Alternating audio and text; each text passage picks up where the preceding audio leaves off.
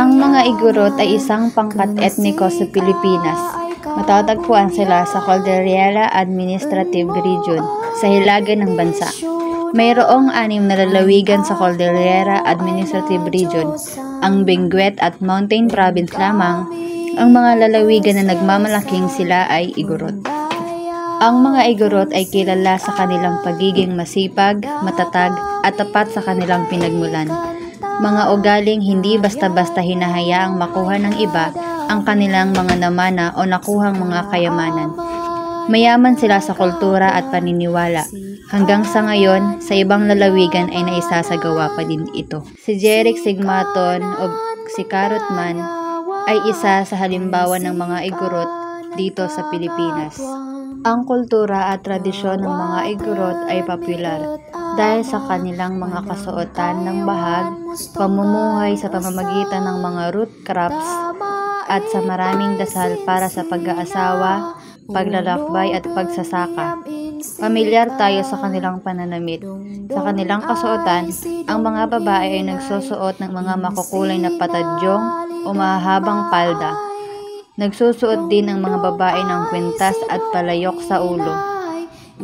Ang mga lalaki naman ay nakabahag. Ang mga Igorot ay naniniwala sa pagtawag ng pangalan bago lumisan sa isang panibagong lugar.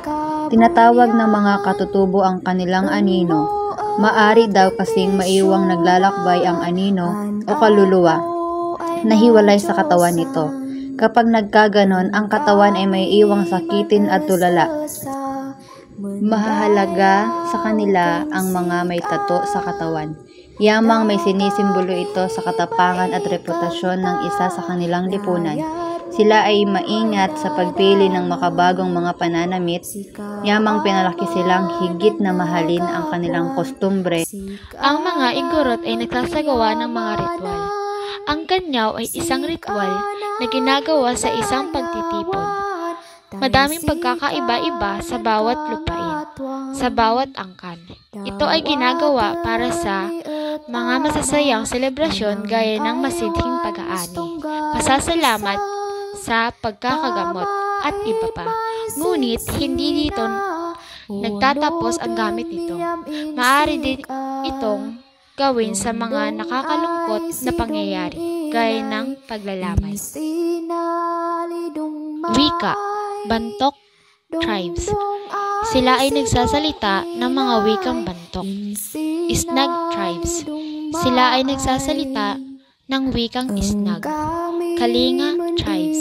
Sila ay nagsasalita ng mga wikang Kalinga at Limos. Kankanay Tribes. Sila ang wikang kanilang ginagamit ay ang wikang Kankanay. Halimbawa, Ipugaw, People, Bosa, Amping, Makan, Food, Biig, House, Bado, Damit, Map-Mapteng, Maayos, Law-Lawa, Agli, Ando, Nagaget, Industrious. Ang pamumuhay ng mga Igorot. Pagkain. Mahilig ang mga Igorot at mga taga-hilagang Luzon sa mga pagkain tulad ng gulay, isda, karne, at manok. Partikular na pagkain ng aso sa mga Igorot. Ang ilan sa mga Igorot ay nakakaranas ng edukasyon at modernisasyon. Ang mga paaralan sa kanilang komunidad at ang impluwensya ng modernong teknolohiya ay nagdadala ng mga pagbabago sa kanilang pamumuhay. May 6 na etnolinguistikong grupo sa parte ng mga Pook na tinitirhan ng mga Igorot. Ang Bontok, Ibalaw, Ipugaw, Isneg, Kalinga at Kankanay.